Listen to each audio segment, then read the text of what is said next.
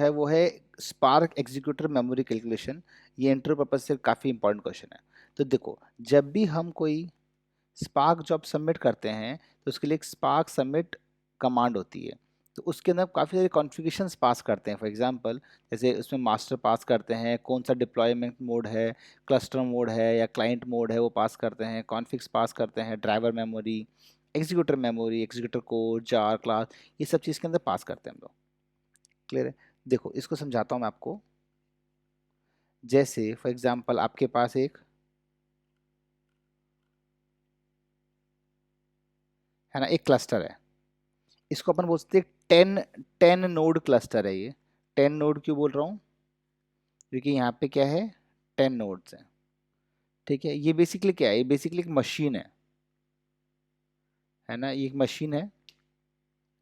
जो मशीन जो है, इसके अंदर हर एक मशीन में 16 कोर्स हैं, 64 GB रैम है और 10 TB क्या है इसके अंदर, हार्ड डिस्क है। यहाँ तक क्लियर है? ठीक है।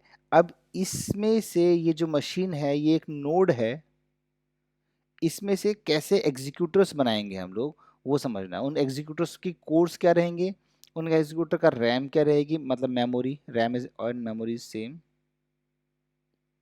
वो क्या रहेगा ये हमें समझना है।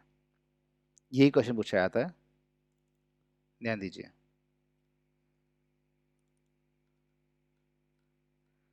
तो यहाँ से मैंने ये कैलकुलेशन समझाऊंगा आपको मैं, ध्यान दो, ध्यान दो। तो क्या होगा, हर एक एग्जीक्यूटर के अंदर, हर एक नोड के अंदर कितना बताया मैंने आपको, 16 GB रैम है।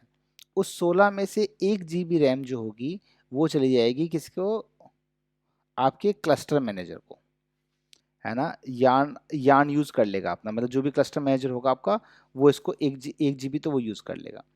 15 में से एक, 16 में से एक गया तो कितना हो जाए, 15। अब जो 15 जो बचा है ना, इसको आप, इससे आप एग्जीक्यूटर्स क्रिएट कर सकते हो। अब वो बोलेगा आपको 3 एग्जीक्यूटर क्रिएट करने हैं, 4 करने हैं, 5 करने हैं, तो डिवाइड बाई जो 15 बचा है, 15 में से अगर मैं 3 क्रिएट करूंगा तो डिवाइड बाई 3 कितना हो जाएगा, 5, है ना। तो मैंने यहाँ कहाँ पे देखो क्या किया मैंने, यहाँ पे मैंने सोचा कि मैं कितने क्रिएट करने हैं, मुझे 3 क्रिएट करने हैं।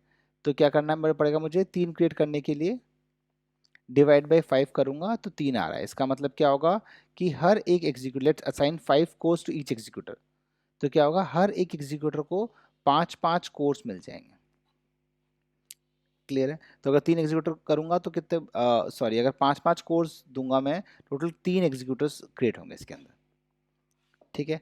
अब देखो नेक्स्ट, अगर कोर्स डिवाइड हुए तो एक के अंदर मेमोरी कितनी थी, 64 GB थी, तो 64 GB को भी डिवाइड बाई 3 करना पड़ेगा, तो कितना आएगा, ऑलमोस्ट 21 आएगा। ठीक है। बट अब यहाँ पे सारा 21 यूज में नहीं आ सकता है, इसके अंदर इसका 7% ओवरहेड मेमोरी होता है। ओवरहेड मेमोरी क्या होता है बेसिकली, कि जब ट्रांसफॉर्मेशंस होते हैं तो कुछ जो गार्बेज कलेक्शन होता है और जो ट्रांसफॉर्मेशन कुछ एक्स्ट्रा मेमोरी भी यूज में आती है, वो सब किस में काउंट होगी, ओवरहेड मेमोरी में आएगा। तो मुझे 7% और छोड़ना पड़ेगा। 21 का 7% कितना हो गया, 3 हो गया, तो 21 - 3 कितना आ गया, 18 GB। अब ये फाइनल हो गया, मतलब पर नोड, सॉरी पर नोड, एक नोड में टोटल 3, ऐसे मान तो टोटल 3 एग्जीक्यूटर्स हैं और एक एग्जीक्यूटर के अंदर 5 कोर हैं